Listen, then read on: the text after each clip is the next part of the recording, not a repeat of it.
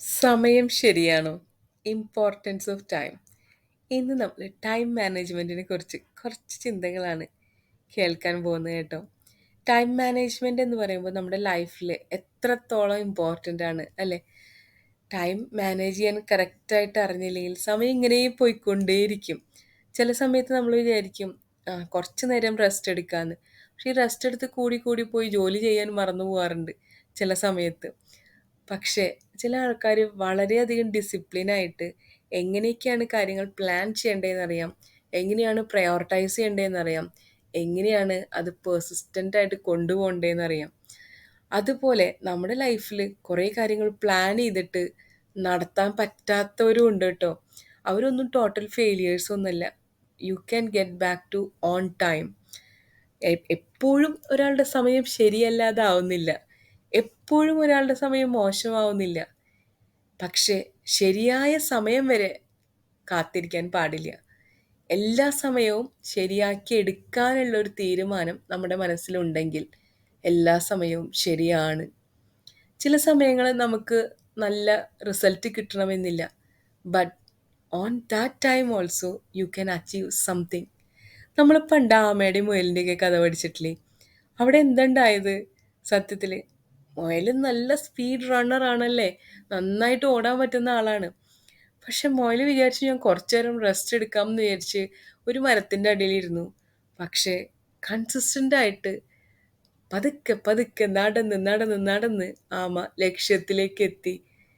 And the tortoise become the winner. നമുക്കറിയേണ്ട കാര്യമാണ്, ആമയായിരുന്നു ആ ഒരു റേസിലെ വിന്നർ. നമ്മൾ വിചാരിക്കുക എന്താ, ആ മുയലായിരിക്കും വിന്നർ എന്നുള്ളത്. ഒബിയസ്ലി അങ്ങനെയാണല്ലോ, നല്ല സ്പീഡിൽ പോകുന്ന ആൾക്കാരാണ് വിന്നർന്ന്. പലപ്പോഴും അങ്ങനെയാണ് നമ്മുടെ കാര്യത്തിലും.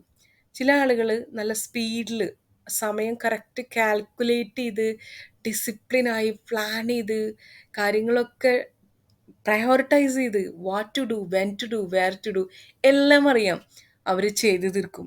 എന്നാൽ ചില ആളുകൾക്ക് ഇതൊന്നും പറ്റില്ല. അവർക്ക് അവരുടേതായ സമയം വേണം ചെയ്തു തീർക്കാൻ.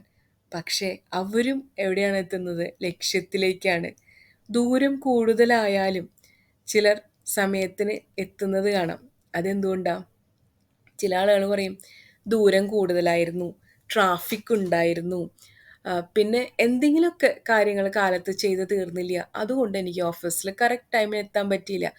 പക്ഷെ ദൂരം കൂടുതലായിട്ടും വേറെ പല ദൂര സ്ഥലങ്ങളിൽ ജീവിക്കുന്നവരായിട്ടും മിക്കവരും കറക്റ്റ് ടൈമിന് ഓഫീസിൽ എത്തുന്ന ആൾക്കാരും ഉണ്ട്. അതെന്തുകൊണ്ട്? അവർ കറക്റ്റായിട്ട് അവരുടെ സമയം വിനിയോഗിച്ചു.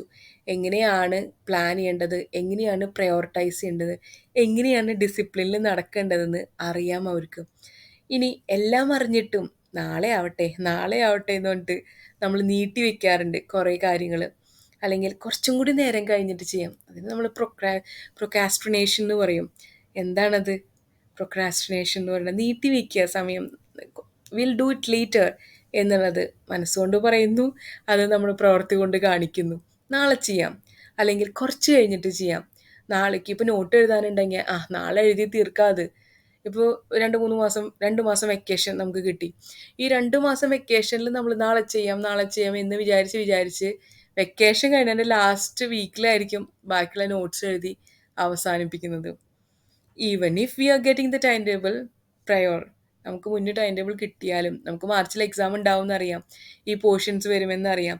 എന്നിട്ടും നമ്മൾ നാളെ ചെയ്യാം, സമയം ഇഷ്ടം പോലെയല്ലേ കിടക്കുന്നത് എന്ന് നമ്മൾ അക്കാഡമിക് ഇയർ തുടങ്ങുമ്പോൾ വിചാരിക്കും. എന്നിട്ട് അത് മാറ്റി മാറ്റി വെച്ച് പരീക്ഷയുടെ തലേദിവസമാകുമ്പോൾ എല്ലാം കൂടി നമ്മുടെ തലയിൽ വരും.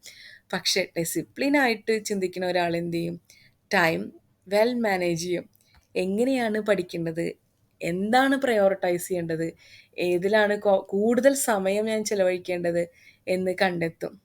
ഇനി ഒരു വീട്ടമ്മയാട്ടെ, പലരും ഞാൻ കേട്ടിട്ടുണ്ട്, അവർ തലേ ദിവസം ഉണ്ടാക്കാൻ പോകുന്ന വിഭവങ്ങൾ എന്താണെന്ന് പിറ്റേ ദിവസത്തേക്ക് ഉണ്ടാക്കാൻ പോകുന്നത് അവർ പ്ലാൻ ചെയ്ത് വയ്ക്കും. What should be my priority list? അതുപോലെ എന്തൊക്കെയാണ് വാങ്ങേണ്ട സാധനങ്ങൾ എന്ന് എഴുതി ഒരു കുറിപ്പുണ്ടാക്കി വയ്ക്കും. പക്ഷെ ചിലർക്ക് അതൊന്നും ഉണ്ടാവില്ല. ടോട്ടൽ കയോസ് ആയിരിക്കും. എന്തൊക്കെയോ എവിടേക്കോ വാങ്ങണം, പലതും മറന്നു പോകുന്നു. അപ്പോൾ സമയം നമ്മൾ എങ്ങനെ മാനേജ് ചെയ്യണം? അപ്പോൾ on the spot what clicks on your mind, just write it down. അപ്പം പ്ലാൻ ചെയ്യാൻ ടൈമില്ലാത്തവർക്ക് അങ്ങനെ ചെയ്യാം കേട്ടോ. പ്ലാൻ ചെയ്യണം first of all what we have to do എന്നുള്ളത്. പ്ലാൻ ചെയ്യാൻ ടൈമില്ലാത്തവർക്ക് അപ്പം കിട്ടുന്ന ഐഡിയ എഴുതി വെക്കുക. This I have to do for tomorrow, this I have to finish for today എന്നുള്ളത്. എന്നിട്ട് രാത്രി കിടക്കുന്നതിന് മുമ്പ് ആ പ്ലാൻസ് ഒന്ന് ചെക്ക് ചെയ്ത് നോക്കുക. ഷോർട്ട് നോട്ട് ഉണ്ടാക്കുക, പ്ലാൻ ചെയ്യുക, ചെക്ക് ചെയ്യുക. And you can do it. You can well manage your time. സമയം ശരി തന്നെയാണ്. സമയം നമ്മൾ തന്നെ ശരിയാക്കിയെടുക്കണം. സമയം ശരിയല്ലെങ്കിൽ ശരിയാക്കേണ്ടത് നമ്മുടെ കൂടെ കടമയാണ്. എല്ലാ സമയവും ശരി തന്നെയാണ് കേട്ടോ. ഒന്നും മാറ്റി വയ്ക്കണ്ട. ഇന്ന് തന്നെ പ്ലാനിങ് ഇല്ലാത്തൊരു പ്ലാൻ ചെയ്തോളൂ. ഇനി പ്ലാൻ ചെയ്തൊരു ഒരു തംസപ്പ് ഇട്ടോളൂ. I am the best person എന്ന്. ഇനിയിപ്പോൾ പ്ലാനിങ് ഒന്നും ഇല്ല എന്ന് വെച്ച് വിഷമിക്കണ്ട കേട്ടോ. ഇന്ന് തൊട്ടേ പ്ലാൻ ചെയ്യാം. സമയം കഴിഞ്ഞിട്ടൊന്നുമില്ല. എല്ലാ സമയവും ശരിയാണ്. വൈകിപ്പോയി എന്നും വിചാരിക്കണ്ട. ആമയുടെയും മോളുടെയും കഥ പറഞ്ഞ പോലെ എല്ലാവരും ലക്ഷ്യസ്ഥാനത്ത് എത്തുന്നേ. Thank you. Thank you so much for listening to me. Jeddah.